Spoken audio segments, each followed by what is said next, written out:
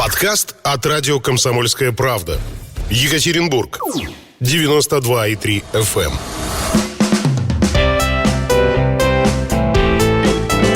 Здоровый разговор. На радио «Комсомольская правда». Это радио «Комсомольская правда», 92,3 FM Екатеринбург, 96,6 Нижний Тагил, 89,5 город Серов. Про здоровье мы сегодня продолжаем наш разговор. И с нами сегодня Татьяна Рафаэловна Томенко, врач-невролог, врач-эпилептолог, кандидат медицинских наук, который представляет Европейский медицинский центр УГМК «Здоровье». Татьяна, здравствуйте. Добрый вечер. Поговорим мы сегодня, знаете, как кажется, такая штука не очень серьезная. Храп называется, да? Но я так понимаю, что, коль скоро этим занимается отдельный специалист, тем более настолько заслуженный, скорее всего, вещь действительно серьезная. Это на самом деле так? Действительно, храп – это достаточно большая проблема. И в обывательском понимании храп – это то, когда пациент издает человек, когда издает определенные звуки во время вдоха и выдоха, во время сна.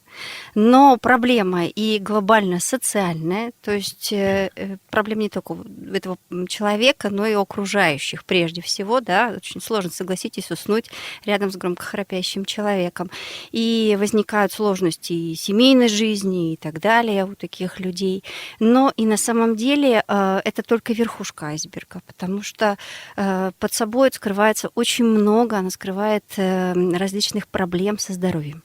Каких? Во-первых, храп бывает и у взрослых, и у детей. Просто у взрослых он встречается гораздо чаще. Причем чем старше человек, тем чаще встречается храп. И самое опасное, что скрывает под собой храп, то что часто он включает в себя синдром обструктивного апноэ сна.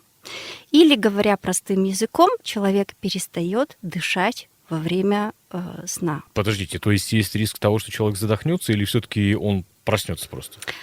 Дело в том, что наш организм устроен так, что если прекращается поток воздуха, да, а каков именно механизм храпа, то есть когда человек засыпает, когда он расслабляются все его мышцы, в том числе и мышцы мягкого неба и гортани. И учитывая особенности анатомического строения, при сужении верхних дыхательных путей, это может быть на фоне аденоидов, на фоне аллергических каких-то, да, там особенностей, склонности к отеку или искривления носовой перегородки и так далее. Масса факторов, о которых я тоже позже расскажу. В общем, вследствие этого возникает полный блок, и, соответственно, кислород перестает поступать к мозгу. Это является стрессовым фактором для организма, и прежде всего, конечно, мозг реагирует на это пробуждением. Причем человек может не пробуждаться полностью, а переходить в более поверхностные стадии сна. И запускается целый каскад реакций. То есть, по сути дела, это стресс. И медиаторы стресса начинают работать таким образом, что спазмируются сосуды, да, повышается резко артериальное давление у человека. Соответственно, это риск, особенно ночной и утренней, артериальной гипертензии. И у таких людей они часто встают с головной болью.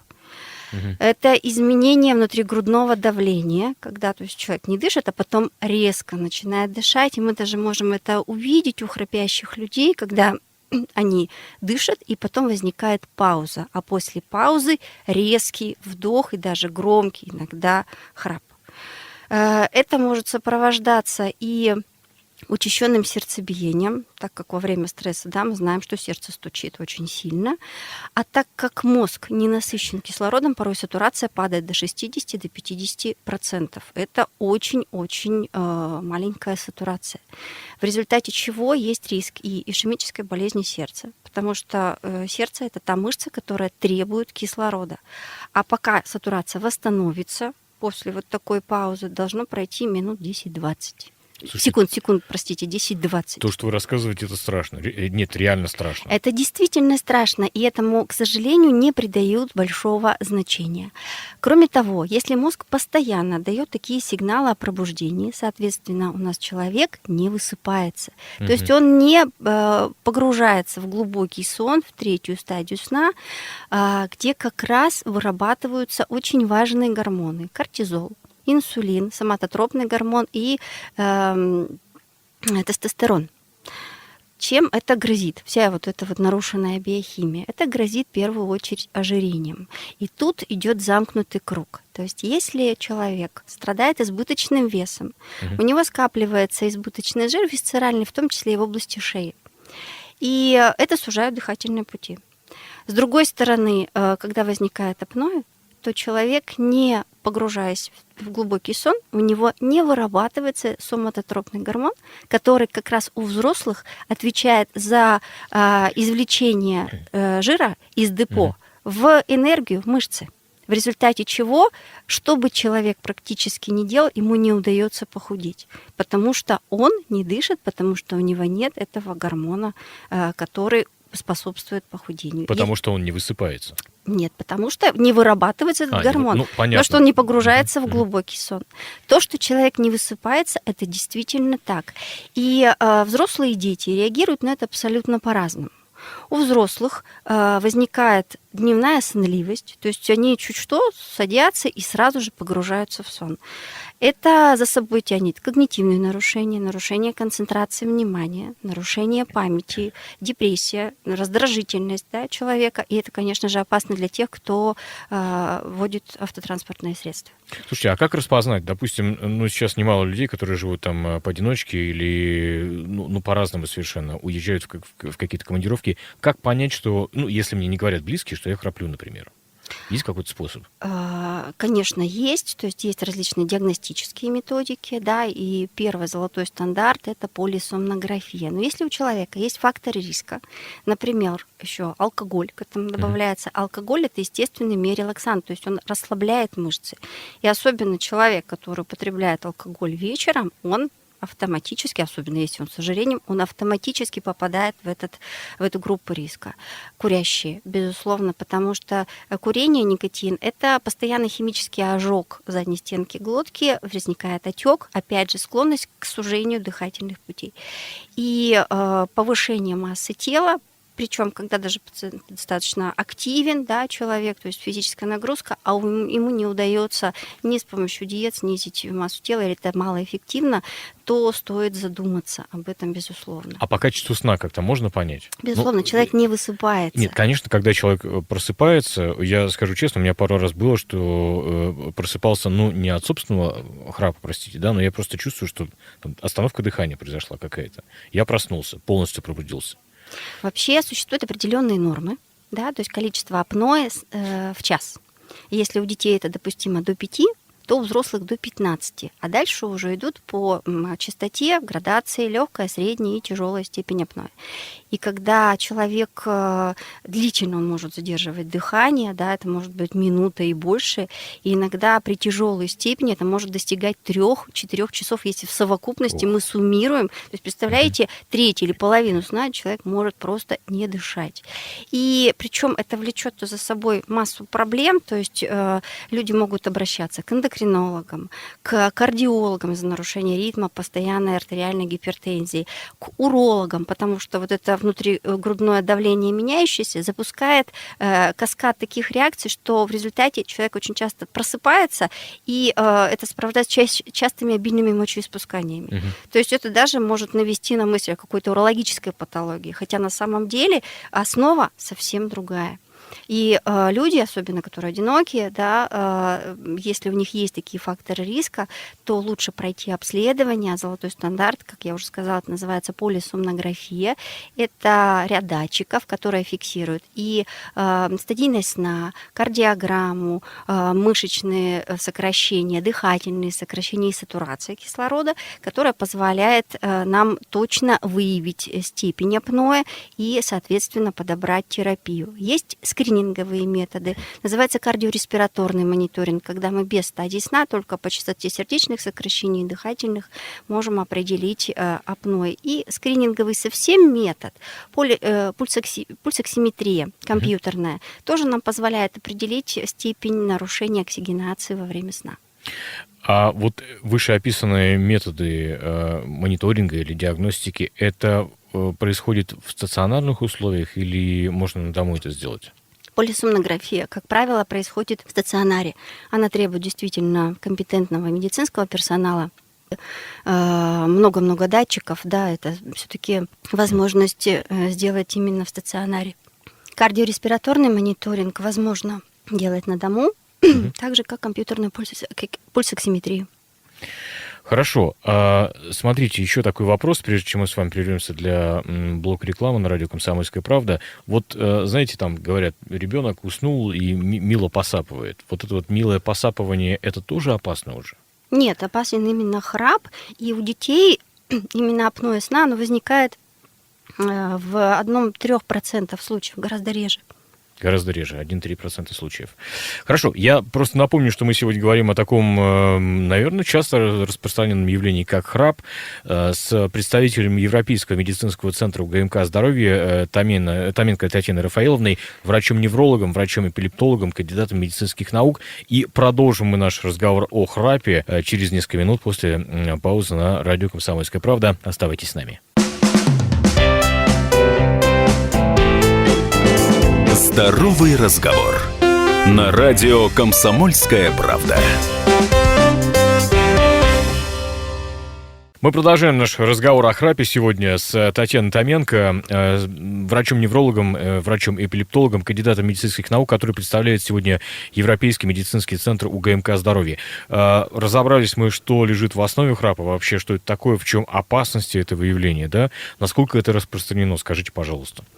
У детей это 1-3%, у взрослых до 30 лет, как правило, это все-таки 10-15%, и по мере взросления, скажем так, да, то есть уже у людей старше 65 лет это 60%, это именно уже касаемо задержки дыхания во сне апноэ. То есть проблема усугубляется с возрастом? Конечно, потому что теряется тонус мышц, вот, приобретаются новые хронические заболевания, плюс появляются вредные привычки, которые тоже способствуют возникновению именно обструктивного апноэ сна. Храп возникает гораздо чаще. Влияет ли поза, в которой спит человек, на то, храпит он или нет? Да, безусловно. Когда человек лежит на спине, то вероятность храпа, она гораздо больше. Поэтому, когда мы говорим о мерах профилактики или мерах лечения, они обязательно должны быть комплексные. То один из способов рекомендуется на пижаму или одежду ночную даже сзади нашивать карманчик, и туда что-то класть неудобное, чтобы пациент не ложился на спину. А это сработает? Ну, то есть срабатывает, да? Ну, как принцесса на горошине, видимо. Хорошая аналогия. Хорошая аналогия. Ну, мне кажется, на боку все-таки храп-то реже. Вероятность меньше, безусловно. Хорошо. Мы, конечно, еще перейдем к, видимо, более инвазивным способом вмешательства в эту проблему. Но смотрите, может быть, имеет смысл, вы уже сказали, что, например, алкоголь, особенно вечером, это один из предрасполагающих факторов. Может быть, имеет смысл еще и питание поменять в таких случаях? Безусловно, то есть отказ от быстрых углеводов, да, от сладкого, мучного тоже способствует изменению метаболизма, а следовательно, и снижению веса. И порой даже пациенты, которым удается изменить свой образ жизни, алкоголь, он тоже в этом плане задерживает воду.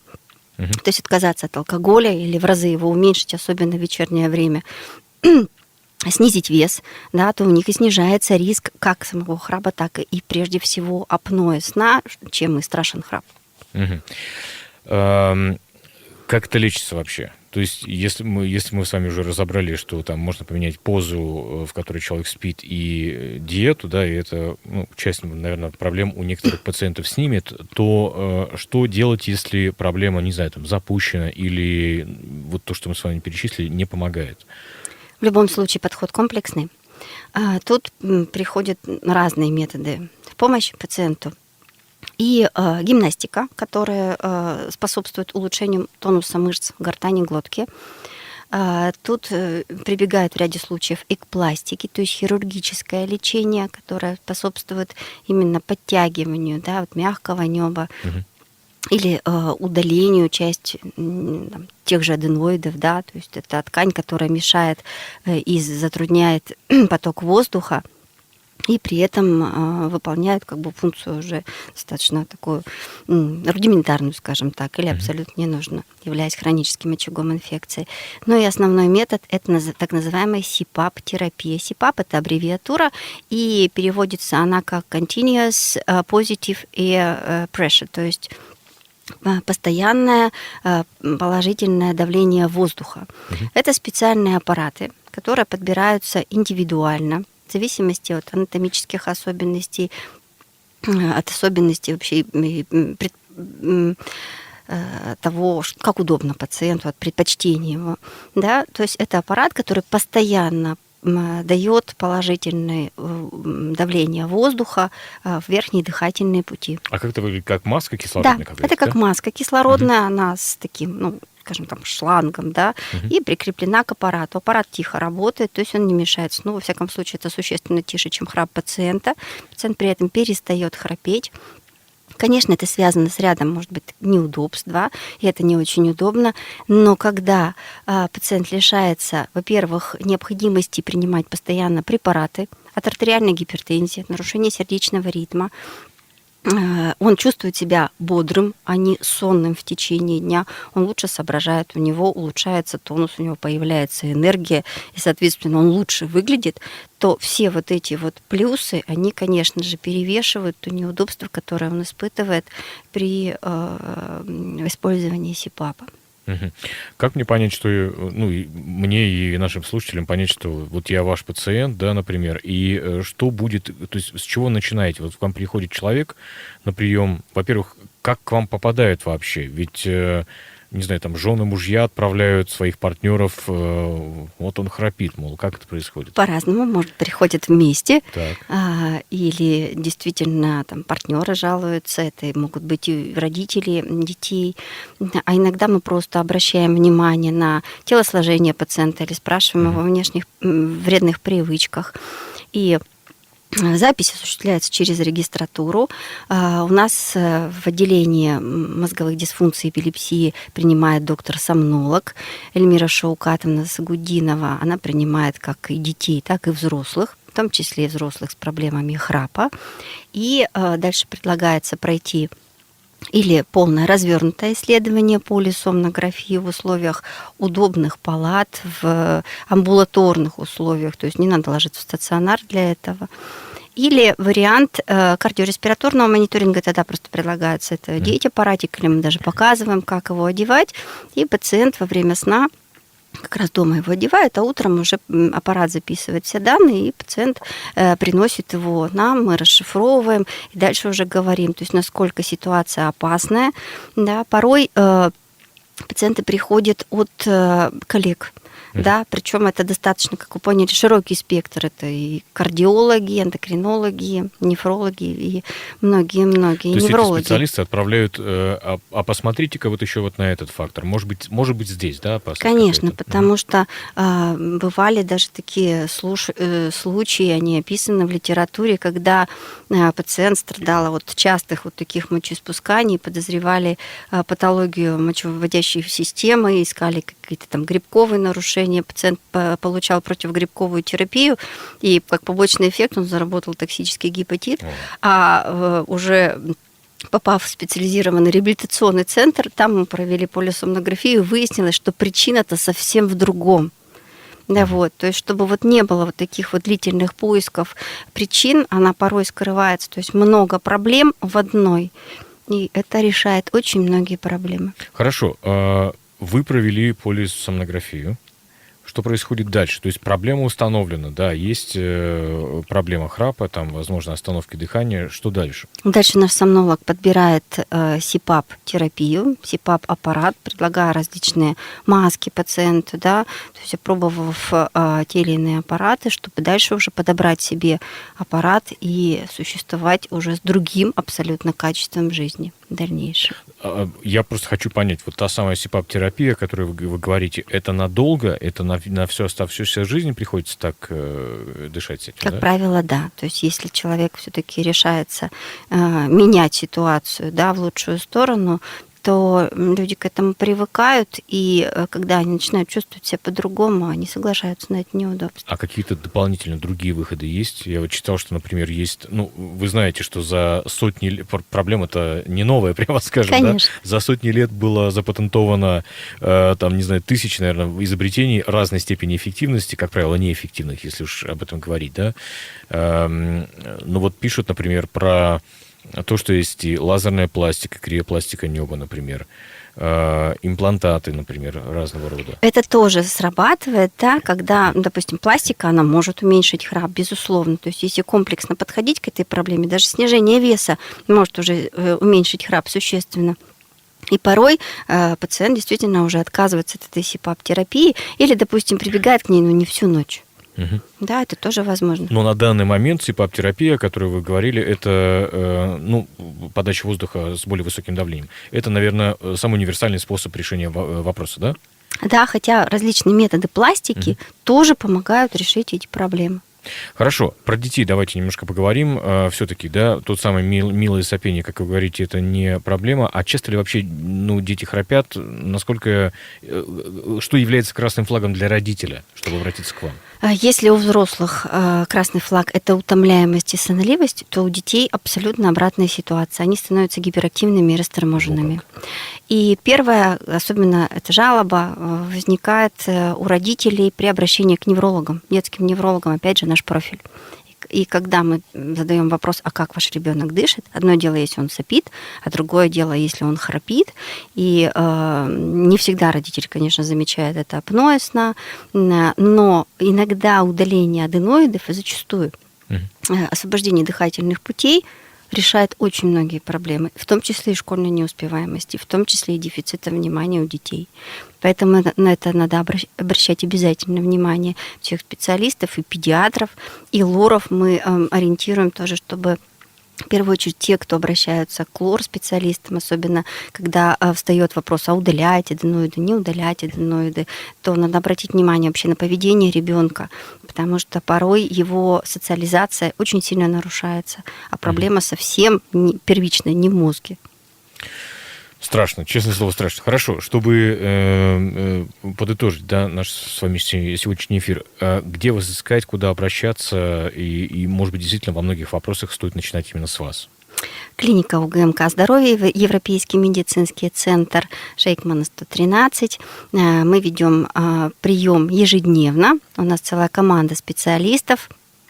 У нас много неврологов, часть из них специализирована на определенных проблемах, в том числе и проблемах сна, то есть есть и сомнологи, есть и проблемы эпилепсии, которые мы решаем, большая ЭЭГ-лаборатория, которая включает в том числе полисомнографию для выявления обструктивного апноэ сна и апноэ другой природы, поэтому ждем вас, будем рады. Спасибо большое. Я напомню, что с нами сегодня Татьяна Томенко, врач-невролог, врач-эпилептолог, кандидат медицинских наук. Представляла она сегодня Европейский медицинский центр УГМК «Здоровье». Меня зовут Павел Филиппов. Это радио «Комсомольская правда». Не переключайтесь.